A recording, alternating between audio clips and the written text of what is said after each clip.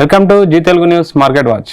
ఫిబ్రవరి 1 నిర్మలా సీతారామన్ గారు కొత్త IT tax అయితే ఐటీ రిటర్న్స్ సంబంధించి అనౌన్స్మెంట్ చేశారు. యాక్చువల్గా మార్చి వచ్చిందంటే ఎంప్లాయీస్ అందరూ ఐటీ రిటర్న్స్ ఎలా చేయాలి చాలా డౌట్లు ఉంటాయి రెగ్యులర్గా. అలాంటిది న్యూ రెజ్యూమే వచ్చింది. మామూలుగానే చాలా డౌట్స్ ఉంటాయి, న్యూ రెజ్యూమే వచ్చిందంటే ఇంకా చాలా డౌట్. ఫైలింగ్ చేయాలంటే ఐటీ ఫైలింగ్ చేయాలంటే చాలా డౌట్స్ ఉంటాయి. ఆ డౌట్స్ని క్లియర్ చేయడానికి మనతో పాటు auditor and IT consultants Srinivas Murthy గారు ఉన్నారు. Hi sir. నమస్కారం అండి. సార్, మీ దగ్గర చాలా కాంప్లికేషన్స్ వస్తుంటాయి మామూలుగా. అంటే ఓల్డ్ రెజ్యూమే ఉంది. ఓల్డ్ రెజ్యూమేకే చాలా కాంప్లికేషన్స్ ఉన్నాయి. ఇప్పుడు న్యూ రెజ్యూమే వచ్చింది. ఒక కామన్ ఎంప్లాయ్ ఐటీ ఫైలింగ్ చేయాలంటే ఏమేమి ఆలోచించాలి సార్? ప్రజెంట్ ఉన్న దీంట్లో 2024-25 ఫైనాన్షియల్ ఇయర్, ఇప్పుడు మార్చ్ తోటి కంప్లీట్ అవుతున్న ఫైనాన్షియల్ ఇయర్కి మనకు ఓల్డ్ రెజ్యూమే ప్రకారం 5 లక్షల వరకు, న్యూ రెజ్యూమే ప్రకారం 7 లక్షల వరకు ట్యాక్స్ బెనిఫిట్, అంటే ఎటువంటి ట్యాక్స్ లేకుండా ఫైలింగ్ చేసుకునే అవకాశం ఉంది. ఓల్డ్ రెజ్యూమేలో ఫైల్ చేసుకునేందుకు మీకు ఐటీసీ కింద డిడక్షన్స్ కానీ, హెచ్ఆర్ఏ క్లెయిమ్స్ కానీ, లేకపోతే మీకు ఇంకేమైనా section tax, income tax allow చేసిన బెనిఫిట్స్ కానీ క్లెయిమ్ చేసుకున్న తర్వాత మీది 5 లక్షల లోపల ఆదాయం కనుక ఉంటే ఎటువంటి ట్యాక్స్ కట్టక్కర్లేదు. ఓకే, బట్ రిటర్న్స్ ఫైల్ చేసుకోవాలి. ఓకే, అది 7 లక్షల లోపల కనుక ఆదాయం. చాలా మందికి ఇదే కన్ఫ్యూజన్ సార్. 5 lakhs లోపల ఉంటే ఐటీ రిటర్న్ చేసుకోవాలి, కానీ 12 lakhs లోపల no IT returns, no IT pay చేయాల్సిన అవసరం లేదని కన్ఫ్యూజ్ అవుతుంటారు.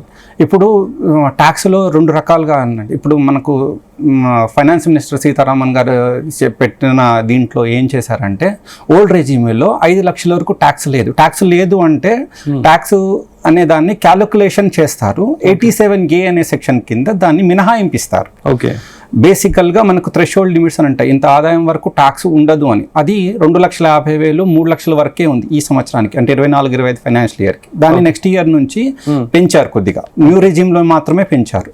అది 4 lakhs చేశారు. ఈ లోపల ఉన్న వాటికన్నిటికి కూడా మీరు 2,50,000 లోపల ఉన్నా, లేకపోతే 3 లక్షల లోపల ఉన్నా మీరు రిటర్న్స్ ఫైల్ చేయక్కర్లేదు. ఓకే, కానీ 5 లక్షల వరకు ట్యాక్స్ కూడా కట్టక్కర్లేదు, కానీ రిటర్న్స్ ఫైల్ చేయాలి.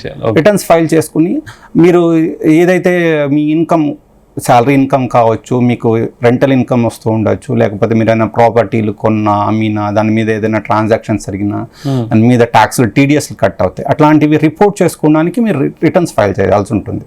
ఓకే, ఇప్పుడు ప్రెసెంట్ ఉన్న దాంట్లో మీకు ఓల్డ్ రెజ్యూమ్ బెటరా, న్యూ రెజ్యూమ్ బెటరా అనేది మీ రిటర్న్స్లో మీకున్న ఇన్కమ్ని బట్టి, మీకున్న ఇప్పుడు మీది 7 లక్షల లోపల ఇన్కమ్ ఉందనుకోండి, 7 లక్షల ఇన్కమ్ ఉంటే మీకు ఎటువంటి ఏ రకమైన ట్యాక్స్ బిల్స్ కానీ, ఎల్ఐసి రిసీట్స్ కానీ, లేకపోతే ఏటీసీ కింద ఉన్న బెనిఫిట్స్ కానీ అలాంటివి ఏమి చూపించకుండా స్ట్రైట్ అవే మీరు రిటర్న్స్ ఫైల్ చేసుకోవచ్చు. అది సింపుల్గా ఉంటుంది. అదే మీరు ఓల్డ్ రెజ్యూమ్లో చేయాలంటే మీకు అటువంటి వాటికన్నిటికి కూడా మీరు ప్రూఫ్స్ చూపించుకోవాల్సి ఉంటుంది. ఓకే, మీరు న్యూ రెజ్యూమే ఉంది, హెచ్ఆర్ఏ కానీ ఇంట్రెస్ట్ ఆన్ హౌసింగ్ ఎలా ఉంటుంది? అది మీరు HRA, interest on housing loan అనేది ఓల్డ్ రెజ్యూమ్లోనే మీరు క్లెయిమ్ చేసుకోగలరు. ఓకే, ఈ క్లెయిమ్ చేసుకునే వాటికి మీరు హెచ్ఆర్ఏ కానీ, ఇంట్రెస్ట్ ఆన్ హౌసింగ్ లోన్ కానీ ఏదైనా ఒకటే అలౌ చేస్తారు. కానీ కొన్ని ప్రత్యేకమైన సందర్భాల్లో 2 కూడా క్లెయిమ్ చేసుకోవచ్చు. ఓకే, సపోజ్ మీరు ఉండే ఏరియా, మీరు ఈసీఐఎల్ దగ్గర ఉంటున్నారు అనుకోండి, మీ జాబ్ గచ్చిబౌలి, మీరు రోజు తిరగడానికి కమ్యూటింగ్కి మీకు 25 kilometers 30 kilometers వస్తుంది. కాబట్టి మీరు అక్కడ ఓన్ హౌస్ కలిగి ఉండి, ఇక్కడ నియర్ బై రెంటెడ్ హౌస్కి తీసుకొని అక్కడ ఓన్ హౌస్ మీద ఇంట్రెస్ట్ ఆన్ హౌసింగ్ లోను, ఇక్కడ హెచ్ఆర్ఏ 2 క్లెయిమ్ చేసుకోవచ్చు. కాకపోతే దానికి సపోర్టింగ్స్ కూడా మీరు బ్యాకప్ చేసుకొని పెట్టుకోవాల్సి ఉంటుంది. ఓకే సార్, ఇప్పుడు ఓల్డ్ రెజ్యూమే బెటరా, న్యూ రెజ్యూమే బెటరా? అది కొత్తగా ఫైలింగ్ నేను ఫస్ట్ టైం చేస్తున్నాను, ఓల్డ్ రెజ్యూమే చేయాలా, న్యూ రెజ్యూమే చేయాలి? అది మీ ఇన్కమ్ లెవెల్స్ని బట్టి ఉంటుందండి. ఇప్పుడు ప్రెసెంట్ ఉన్న దాంట్లో 7 లక్షల లోపల ఉన్నారనుకోండి, మీకు ఎటువంటి ఇది లేకుండా, డాక్యుమెంటేషన్ సపోర్ట్ లేకుండా మీరు న్యూ రెజ్యూమ్లోకి వెళ్ళిపోతే సింపుల్ దీంట్లో మీ ఫైలింగ్ అయిపోతుంది, మీ ట్యాక్స్ అసెస్మెంట్ కూడా అయిపోతుంది. అదే మీరు ఓల్డ్ రెజ్యూమ్లో వెళ్ళాలి అంటే మీకు సపోర్టింగ్స్ అన్నీ కూడా, మీరు ఏవైతే క్లెయిమ్స్ పెట్టుకుంటున్నారో ఆ క్లెయిమ్కి సంబంధించినవన్నీ కూడా మీరు జాగ్రత్త పరచుకోవాల్సి ఉంటుంది. ఫ్యూచర్లో డిపార్ట్మెంట్ వాళ్ళు మీ దగ్గర ప్రూఫ్స్ అడిగితే మీరు వారికి చూపించాల్సి ఉంటుంది. ఓకే సార్, ఇప్పుడు జనరల్గా చాలామందికి నోటీసెస్ వస్తున్నాయి. ఆ నోటీస్ వచ్చినప్పుడు మనం ఎలా రెస్పాండ్ అవ్వాలి? నోటీస్ వచ్చినప్పుడు రిప్లై కంపల్సరీ ఇవ్వాలా? అసలు నోటీసులు ఎందుకు వస్తున్నాయి సార్? నోటీసులు అనేవి వేరియస్ రీజన్స్ వల్ల వస్తాయండి. అంటే మీరు గవర్నమెంట్కి రిపోర్ట్ చేయాల్సిన దానికంటే గవర్నమెంట్ దగ్గర ఇంకా ఎక్కువ డేటా ఉంటుంది. ఓకే, మీరు ఒక ఎఫ్డి చేశారు కానీ దాని మీద మీకు ఎటువంటి ఆదాయం లేదు అని చెప్పి మీరు వదిలేశారు. మీకు ఆ ఎఫ్డికి తాలూకు డబ్బులు ఎక్కడి నుంచి వచ్చినాయని గవర్నమెంట్ అడగవచ్చు. మీరు క్రెడిట్ కార్డ్ బిల్స్ పే చేస్తున్నారు, మీ క్రెడిట్ కార్డ్ బిల్స్ మీ వచ్చిన ఆదాయం మీ ఇన్కమ్ లెవెల్కి మీ క్రెడిట్ కార్డ్ బిల్స్ పే చేస్తుంటే వాటి మీద అడగవచ్చు. క్యాష్ డిపాజిట్స్ మీద అడగవచ్చు.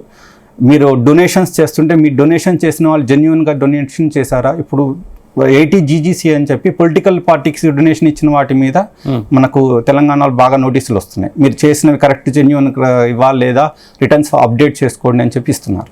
ఓకే, మీరు నోటీస్ రాగానే నోటీసుని చూసి భయపడకుండా నోటీస్లో కంటెంట్ ఏముంది, మన దగ్గర జెన్యున్ ప్రూఫ్ మనకున్న డాక్యుమెంటేషన్ ఉన్నాయా అనేది చూసుకొని వారి దగ్గరికి వెళ్ళి వారి దగ్గర ఇన్కమ్ ట్యాక్స్ అధికారి దగ్గరికి వెళ్ళి మన సబ్మిషన్ కనుక చేస్తే మన సబ్మిషన్ డాక్యుమెంట్స్ వాళ్ళు వెరిఫై చేసేసి నోటీస్లో డ్రాప్ చేస్తారు.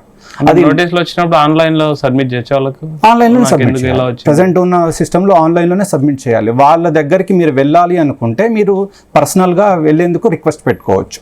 ఓకే సార్, ఇంకోటి జనరల్ ఇప్పుడు నేను ఎంప్లాయీ ఒక ఐటీ సంబంధించి అన్ని సబ్మిట్ చేస్తున్నా, ఎక్స్ప్లెనేషన్ ఎలా ఉండాలి, దానికి సంబంధించిన అటాచ్మెంట్ ప్రూఫ్స్ ఎలా ఉండాలి? మీరు మీ HR డిపార్ట్మెంట్, హ్యూమన్ రిసోర్స్ డిపార్ట్మెంట్కి ఏదైతే ట్యాక్స్ ఇది క్లెయిమ్స్ పెట్టుకుంటున్నారో వాళ్ళు ఫైనాన్షియల్ ఇయర్ స్టార్టింగ్లో మనకు ఇప్పుడు ఏప్రిల్ నుంచి కొత్త ఫైనాన్షియల్ ఇయర్ స్టార్ట్ అవుతుంది. వాళ్ళు ఒక ఎగ్జంప్షన్ దీని మీద ఎజంప్షన్ బేసిస్ మీద మిమ్మల్ని అడుగుతారు. మీరు ఎంత వరకు ఇన్వెస్ట్ చేయగలుగుతున్నారు, మీ ఖర్చులు ఎంత ఉన్నాయి, మీ సేవింగ్స్ ఏమి ఉన్నాయి అనేది. ఆ సేవింగ్స్కి ఖర్చుల తాలూకు మీరు హౌస్ రెంట్ ఉన్నారనుకోండి, మీరు 25,000 హౌస్ రెంట్ పే చేస్తున్నారు. ఆ 25,000 హౌస్ రెంట్కి మీరు పేమెంట్ రిసీటు తర్వాత ల్యాండ్ లార్డ్ పాన్ కార్డు ఇవ్వాల్సి ఉంటుంది. ఓకే, దాని తర్వాత మీరు చిల్డ్రన్ ఎడ్యుకేషన్ ఫీజ్ అని కానీ, లైఫ్ ఇన్సూరెన్స్ ప్రీమియమ్స్ అని కానీ, లేకపోతే మీరు హౌసింగ్ లోన్ క్లెయిమ్ చేస్తుంటే ఈఎంఐస్ తాలూకు ఇవి కానీ బ్యాంక్ దగ్గర నుంచి సర్టిఫికేట్ వస్తాయి. అవన్నీ కూడా మీ హెచ్ఆర్కి ప్రొవైడ్ చేస్తే వారు మీ సాలరీలోంచి ఇవన్నీ కూడా డిడక్ట్ చేసి మీకు ట్యాక్సబుల్ లిమిట్లో ఉంటే అప్పుడు మీ ట్యాక్స్ రికవరీ చేయడం స్టార్ట్ చేస్తారు. సార్ రీసెంట్ అంటే నేను రెగ్యులర్గా ఫేస్ చేస్తుందంటే ల్యాండ్ లార్డ్ పాన్ కార్డ్ ఇవ్వడం లేదు.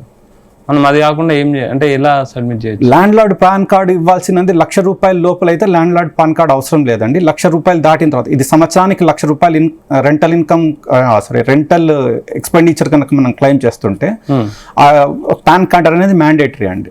ఓకే, ఎందుకంటే మీ పర్టికులర్ క్లెయిమ్లో ఇప్పుడు కొత్తగా ఏం చేస్తున్నారంటే పాన్ కార్డ్ ఎవరిదైతే ఉందో వారి దాంట్లో ఇన్కమ్ కింద కూడా వాళ్ళు రిపోర్ట్ చేసేస్తున్నారు. ఓకే, ల్యాండ్ లార్డ్లో పాన్లో కూడా అది రిఫ్లెక్ట్ అవుతుంది. ఓకే, ఇప్పుడు నేను 25,000 రెంట్ పే చేస్తున్నాను అనుకోండి, నేను నా ల్యాండ్ లార్డ్ ఎవరైతే ఉన్నారో వాళ్ళకి 25,000 రెంట్ ఇన్కమ్ కింద కూడా వాళ్ళ దాంట్లో రిపోర్ట్ అవుతుంది. ఓకే సార్, ఇప్పుడు ఐటీ నేను ఫైలింగ్ చేస్తున్నాను కానీ అందులో నాది నేమ్ మిస్టేక్ వచ్చింది, దాన్ని ఎట్లా రెక్టిఫై చేసుకోవాలి? మీకు పాన్ కరెక్షన్ ఫామ్ అని ఒకటి ఉంటుందండి. పాన్ కరెక్షన్ ఫామ్లో మీకు కరెక్ట్ పేరు ఏ రకంగా ఉంది అంటే మీరు పాస్పోర్ట్లో కానీ ఆధార్ కార్డులో కానీ దేంట్లో అయితే ఇది కరెక్ట్ పేరు ఉందో ఆ రకమైన డాక్యుమెంట్ని ఎంక్లోజ్ చేసి వారికి ఇన్కమ్ ట్యాక్స్ డిపార్ట్మెంట్కి కనుక అప్లికేషన్ పెట్టుకుంటే వాళ్ళు కరెక్ట్ చేసి ఇస్తారు. ఓకే, అంతే సింపుల్ డైరెక్ట్ ఆన్లైన్లో ఉంటుందా? ఆన్లైన్లో చేసుకోవచ్చు, ఆఫ్లైన్లో కూడా చేసుకోవచ్చు. ఓకే సార్, ఇప్పుడు చాలామంది రెగ్యులర్గా వింటుంటాను మీకు ట్యాక్స్ కట్టకుండా ఇన్కమ్ ఐటీ ఫైలింగ్ అయితే చేయండి అని అంటుంటారు. చేయాలా నిజంగా? ట్యాక్స్ అదేనండి, మీకు థ్రెషోల్డ్ లిమిట్స్ 2,50,000 3,00,000 వరకు మీరు రిటర్న్స్ ఫైల్ చేయాల్సిన అవసరం కూడా లేదు. దానిపైన మీకు ట్యాక్స్ కట్టకుండా 7,00,000 5,00,000 వరకు ఈ సంవత్సరం బెనిఫిట్ ఉంది. కానీ మీరు రిటర్న్స్ ఫైల్ చేసుకొని మా ఇన్కమ్ లెవెల్స్ ఇవి అని చూపించుకోవాల్సి ఉంటుంది. కొన్ని సార్లు మీకు ఈ థ్రెషోల్డ్ లిమిట్స్ తక్కువగా ఉన్నా కూడా సపోజ్ ఎవరైనా రిటైర్డ్ ఎంప్లాయీ ఉన్నారనుకోండి, వారికి రిటైర్మెంట్ బెనిఫిట్స్ వస్తాయి.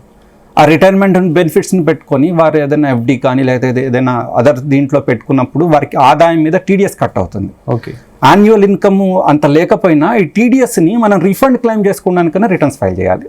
ఓకే, ఓకే, మీకు ఆ రీఫండ్ మీకు అడిషనల్గా కట్ అవ్వకుండా ఉండడానికంటే ఫామ్ 15G 15H అని చెప్పి 2 ఫామ్స్ ఉంటాయి. ఓకే, ఆ 15G 50H ఫామ్స్ కనుక సబ్మిట్ చేస్తే టీడీఎస్ రికవర్ అవ్వదు. ఒకవేళ కనుక టీడీఎస్ రికవరీ అయింది అనుకోండి, మీరు ఇన్కమ్ ట్యాక్స్ రిటర్న్ ఫైల్ చేసుకుని ఇన్కమ్ ట్యాక్స్ డిపార్ట్మెంట్ దగ్గర నుంచి రిఫండ్ క్లెయిమ్ చేయొచ్చు. ఓకే సార్, ఇప్పుడు నేను ఐటీ ఫైలింగ్ చేస్తున్నాను, నాకు ఒక మ్యూచువల్ ఫండ్స్లో ఒక ₹1,00,000 లాభం, ఒక 5 lakhs లాభం వచ్చింది అనుకోండి, దాన్ని ఎలా చూపించాలి? మీరు ఇన్కమ్ ట్యాక్స్ మ్యూచువల్ ఫండ్స్లో ఇది చేసుకున్నప్పుడు మ్యూచువల్ ఫండ్స్ కానీ స్టాక్స్ కానీ స్టాక్స్లో కానీ ఇన్వెస్ట్ చేసుకున్నప్పుడు ప్రజెంట్ ఉన్న సినారియోలో 1,25,000 వరకు లాంగ్ టర్మ్ క్యాపిటల్ గెయిన్స్ అయితే మీరు రిపోర్ట్ చేసి ఎగ్జంప్షన్ క్లెయిమ్ చేయొచ్చు. దానికి ఎటువంటి ట్యాక్స్ పడదు. బట్ రిపోర్టింగ్ అనేది మ్యాండేటరీ. ఇది ఎల్టీసీజీ అంటే లాంగ్ టర్మ్ క్యాపిటల్ గెయిన్స్ ఎప్పుడు అంటామంటే మనం కొన్న పీరియడ్ దగ్గర నుంచి 12 నెలల లోపల చేసుకుంటే షార్ట్ టర్మ్ అవుతుంది, 12 నెలల తర్వాత చేసుకుంటే లాంగ్ టర్మ్ అవుతుంది. అంటే మీ పీరియడ్ ఆఫ్ హోల్డింగ్ని బట్టి అది లాంగ్ టర్మా షార్ట్ టర్మా అనేది క్యాలిక్యులేట్ చేస్తారు. ఈ లాంగ్ టర్మ్ క్యాపిటల్ గెయిన్స్ 1,25,000 వరకు అయితే మీకు ఎటువంటి ట్యాక్స్ లేకుండా జస్ట్ రిపోర్టింగ్ చేసేసుకొని మీరు ఐటీఆర్ని క్లోజ్ చేసుకోవచ్చు. అదే మీరు 1,25,000 దాటింది అనుకోండి, దాని మీద లాంగ్ టర్మ్కి అయితేనేమో 12.5% ట్యాక్స్ పడుతుంది. షార్ట్ టర్మ్ నార్మల్ ట్యాక్సెస్ పడుతుంది. ఇప్పుడు new Nirmala Sitharaman Feb 1st announce చేసినాక ప్రతి ₹1 కౌంటింగ్ ఉంటుంది మీది, ప్రతి డిజిటల్ ట్రాన్సాక్షన్ కూడా కౌంట్లోకి ఉంటుంది, ప్రతి క్రిప్టో ట్రాన్సాక్షన్ కూడా కౌంట్ చేస్తామని చెప్పారు. అంటే ఎలా సార్ ఇది, ఎందుకు అలా చెప్పాల్సి వచ్చింది? ఇదంటే అండి మీకు మానిటరింగ్, క్రిప్టో కరెన్సీ అనేది మన దాని దగ్గర లీగలైజ్డ్ కాదు. మీరు ట్రేడింగ్ చేసుకున్న యాక్టివిటీ చేసుకున్న అదే ఎవ్రీ డిజిటల్ ప్రతి రూపాయికి మీరు సమాధానం చెప్పాల్సి ఉంటుంది. ఇప్పటి నుంచి ప్రతిదీ అబ్జర్వ్ చేస్తాము, ఫస్ట్ సబ్మిషన్ తర్వాత దాన్ని వెరిఫై చేస్తాము, తర్వాత దాన్ని స్క్రూటనీ చేస్తాము, తర్వాత యాక్షన్ తీసుకుంటామని 3 స్టెప్స్లో చెప్పారు వాళ్ళు. ఎందుకు అంతా దాని మీద సీరియస్గా చెప్పారు? అదే మీకు ఈ 25 బడ్జెట్లోనే కాదండి, ఇంతకు ముందు కూడా వాళ్ళు ప్రతి ట్రాన్సాక్షన్ని ఒక లెవెల్ దాటిన తర్వాత స్క్రూటనైజ్ చేసేవాళ్ళు. సపోజ్ ఒక 50 లక్షల లోపల, ఇప్పటికీ కూడా 50 లక్షల లోపల కనుక వాళ్ళకి ట్యాక్స్ ఇది అయ్యే ఇన్కమ్ కనుక ఉంటే వాళ్ళు స్క్రూటనీస్కి ఎక్కువ చేసేవాళ్ళు కాదు. గత కొన్ని సంవత్సరాలుగా రాంగ్ క్లెయిమ్స్ కానీ ఎక్సెసివ్ రిఫండ్స్ కానీ ఇలాంటి కేసెస్ వాళ్ళు బాగా చూడడం వల్ల వీరేంటంటే ఇప్పుడు ఉన్న వాటినన్నిటిని కూడా స్క్రూటనైజ్ చేయాలి. అంటే ఇదంతా కూడా సిస్టమ్ బేస్డ్ జరుగుతుంది. మీరు ఇప్పుడు మన కంపెనీ ఎంప్లాయర్ మనకు ఫామ్ 16 ఇస్తారు, ఫామ్ 16 ఇచ్చిన దాని ప్రకారమే మన రిటర్న్ ఉందా, లేకపోతే దాంట్లో అడిషనల్గా ఏమైనా చేసుకుంటున్నాము. ఒకవేళ అడిషనల్గా చేసుకుంటే మన దగ్గర ఎంత సపోర్టింగ్ ఉంది. నేను హెచ్ఆర్కి సబ్మిట్ చేయాల్సిన టైంలో సబ్మిట్ చేయలేదు, అందువల్ల నా హెచ్ఆర్ నా క్లైమ్స్ని అలౌ చేయలేదు, ట్యాక్స్ ఎక్సెస్ డిడక్ట్ అయింది. కానీ అది మీరు ఇన్కమ్ ట్యాక్స్ దగ్గరికి వెళ్ళి క్లెయిమ్ చేసుకోవచ్చు. క్లెయిమ్ చేసుకోవడానికి మీ దగ్గర ప్రాపర్ సపోర్టింగ్ ఉండాలి. ఓకే సార్, ఇప్పుడు వైఫ్ అండ్ హస్బెండ్ జాబ్ చేస్తున్నారు, మ్యూచువల్ ఐటీ అనేది చాలా డేస్ నుంచి ఒక ప్రాబ్లం ఉంది సార్. మ్యూచువల్ ఐటీ అనేది సాధ్యమా, ఉందా, దాని ఫెసిలిటీ ఉందా అలాంటిది? లేదా వైఫ్ అండ్ హస్బెండ్ కలిపి? లేదండి. లేదా అలాంటిది వచ్చే అవకాశం ఏముంది? అంటే మీరు ఇద్దరు అంటే ఇప్పుడు వారు ఇద్దరిది కూడా ఇండివిజువల్ లెవెల్లోనే చేసుకుంటున్నారు కాబట్టి ఎవరి ట్యాక్స్ వారే ఇది చేసుకోవాలి. ఓకే, అంటే ప్రపోజల్ పెడతాము ఆలోచిస్తున్నామని ఒక మాట అన్నారు, అది ఇప్పటివరకు అయితే ఆన్ పేపర్ ఏమీ రాలేదండి. అది జస్ట్ డిస్కషన్ సబ్జెక్ట్ గానే ఉంది కానీ ఎటువంటి ఇది లేదు దాని మీద. సార్, ఒక ఎంప్లాయీ ప్రజెంట్ జాబ్ చేస్తున్నాడు, ఆయన ఐటీ రిటర్న్స్ అన్ని ఫైలింగ్ చేస్తున్నాడు, బట్ సైడ్కి ఒక బిజినెస్ ఉంది, దాని నుంచి వచ్చే ఇన్కమ్ని ఎలా చూపించాలి మనం? మీకు ఇన్కమ్ ట్యాక్స్లో ఫర్ ఇండివిజువల్స్ 4 రకాల ఫార్మ్స్ ఉన్నాయండి. ITR 1, 2, 3, 4 వరకు మీరు రిటర్న్స్ ఫైల్ చేసుకోవచ్చు. ఓకే. ITR 1 అనేది ఎక్స్క్లూజివ్గా salary, house property, other sources income చేస్తారు. ఇది దాటిన తర్వాత ఇది 50 lakhs లోపల ఉంటే ITR 1 యూస్ చేస్తాం. 50 lakhs దాటితే ITR 2. దీంట్లో మీకు క్యాపిటల్ గెయిన్స్ అనేది కూడా యాడ్ అవుతుంది. 3కి వెళ్ళేసరికి మీరు బిజినెస్ ఉన్న ఆల్ హెడ్స్ వస్తాయి, 5 హెడ్స్ ఉంటాయి మనకు, salary, house property, business profession, capital gain, other sources. మనం ఈ సాలరీ ఇన్కమ్తో పాటు బిజినెస్ ప్రొఫెషన్లో ఎంత వచ్చినది అనేది కూడా ఈ ITR 3 ఫామ్లో మనం చూపించుకొని ఆ business turn over, business expenditure ఈ 2 రిపోర్ట్ చేసుకొని దాని మీద ఆదాయం కూడా చూపించాలి. ఓకే సార్, నేను ఇండివిజువల్గా ఆన్లైన్ ఐటీ ఫైలింగ్ చేయాలనుకుంటున్నాను, నేను ఏమేమి అంశాలు దృష్టిలో పెట్టుకోవాలి?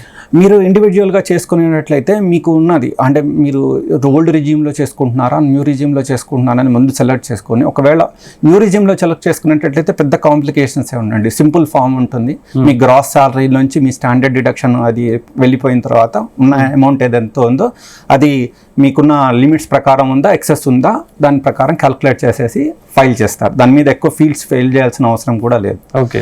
ఓల్డ్ రెజీమ్లో మీరు హెచ్ఆర్ఏ క్యాల్కులేషన్స్ కానీ, ATC కానీ, 80D కానీ అటువంటివి ఏమైనా ఉంటే అవన్నీ కూడా క్లెయిమ్స్ ప్రాపర్గా అవుతున్నాయా లేదా అనేది మీరు చూసుకొని చేయాల్సి ఉంటుంది. అది మీ దగ్గర ఏదైనా మీకు బెనిఫిట్ జరిగేది మీరు మర్చిపోయినా లేకపోతే వేయకూడని వేసినా కూడా రేపు పొద్దున స్క్రూటినీ వచ్చే అవకాశాలు ఉంటాయి. కాబట్టి మీరు ఓల్డ్ రెజ్యూమే చేసుకునేటప్పుడు కొంచెం కేర్ఫుల్గా చేసుకుంటే మీకు ఫ్యూచర్ కాంప్లికేషన్స్ని చేయొచ్చు, అవాయిడ్ చేయొచ్చు. సో కొత్త రూల్స్ తెచ్చారు కదా, అంటే న్యూ రెజ్యూమే అని. ఆ న్యూ రెజ్యూమీలో ఏమైనా కాంప్లికేషన్స్ ఉన్నాయా? డైరెక్ట్ ఫైల్ న్యూ రెజ్యూమ్లో కాంప్లికేషన్స్ ఏం లేదు. కానీ ఇప్పుడు మనము జనరల్గా వచ్చిన డౌట్ ఏంటంటే, ఇప్పుడు నాకు ఓల్డ్ రెజ్యూమ్లో కట్ అయింది, నేను రోజు న్యూ రెజ్యూమ్లోకి వెళ్తే నాకు కొంత ట్యాక్స్ మిగులుతున్నట్టుగా నాకు అనిపిస్తుంది. ఓల్డ్ రెజ్యూమ్లో కట్ అయింది కాబట్టి నేను న్యూ రెజ్యూమ్లోకి వెళ్ళొచ్చా వెళ్ళకూడదా? ఇప్పుడు మీరు ఓల్డ్ రెజ్యూమ్లో కంటిన్యూ అయినా లేకపోతే న్యూ రెజ్యూమ్లోకి మారాలనుకున్నా కూడా ఐటీఆర్ ఫైల్ చేసే ముందు ఐటీఆర్లో ఒక ఫామ్ ఉందండి, 10 IEA. ఫస్ట్ ఆఫ్ ఆల్ అది ఆప్షన్ ఉందా? ఉందండి, చేసుకోవచ్చు. చేసుకోవచ్చు. మీరు ఇక్కడ కంపెనీలో ఒక రెజ్యూమ్లోకి చేసుకొని సెకండ్ ఇన్కమ్ ట్యాక్స్ ఫైలింగ్కి వెళ్ళేటప్పుడు రెండో రెజ్యూమ్ని ఆఫ్ చేసుకోవచ్చు. అలా ఆఫ్ చేసుకుంటున్నామని చెప్పి ఒక ఫామ్ 10 IEA ఫామ్ అని చెప్పి వాళ్ళు స్పెసిఫిక్గా మెన్షన్ చేశారు. I want to change new resume to old resume అన్నట్టుగా మీరు ఫామ్ సబ్మిట్ చేస్తే ఆ ఫామ్ని అలౌ చేసుకుని మీకు అడిషనల్ బెనిఫిట్స్ ఏవైతే ఉంటాయో అది క్లెయిమ్ చేసుకునేందుకు అవకాశం ఇస్తారు. సార్ ఫైనల్గా మీరు పర్సనల్గా ఓల్డ్ రెజ్యూమే న్యూ రెజ్యూమే అంటే ఏది సెలెక్ట్ చేసుకుంటారు? అది నీకు బిగినర్స్కి అండ్ ఇప్పుడున్న దీని ప్రకారంగా కాంప్లికేషన్స్ ఏమీ లేకుండా న్యూ రెజ్యూమ్లోకి చేర్చుకోవచ్చండి. కానీ మీరు ఆల్రెడీ ఇన్వెస్ట్మెంట్ పెట్టుకొని కొంచెం హయ్యర్ ట్యాక్స్ స్లాబ్స్లో ఉన్నట్టు మీకు కొంచెం బెనిఫిట్స్ కూడా ఉన్నట్లయితే old regime new regime cross check చేసుకొని ఏది బెనిఫిషియల్ అయితే దానికి వెళ్ళడం కరెక్ట్గా ఉంటుంది. బిగినర్స్ అండ్ స్టార్టింగ్ లెవెల్లో వాళ్ళకి మాత్రం preferably new resume. Okay, thank you very much sir. Thank you అండి. ఇది శ్రీనివాసమూర్తి గారు అయితే చాలా డౌట్స్ క్లియర్ చేశారు. ఒకసారి ఐటీ ఫైలింగ్ చేసేటప్పుడు ఈ అంశాలను దృష్టిలో పెట్టుకొని ఐటీ ఫైలింగ్ చేస్తే మీకు ఎలాంటి సమస్యలు ఉండవని చెప్తున్నారు. Keep watching Zee Telugu news.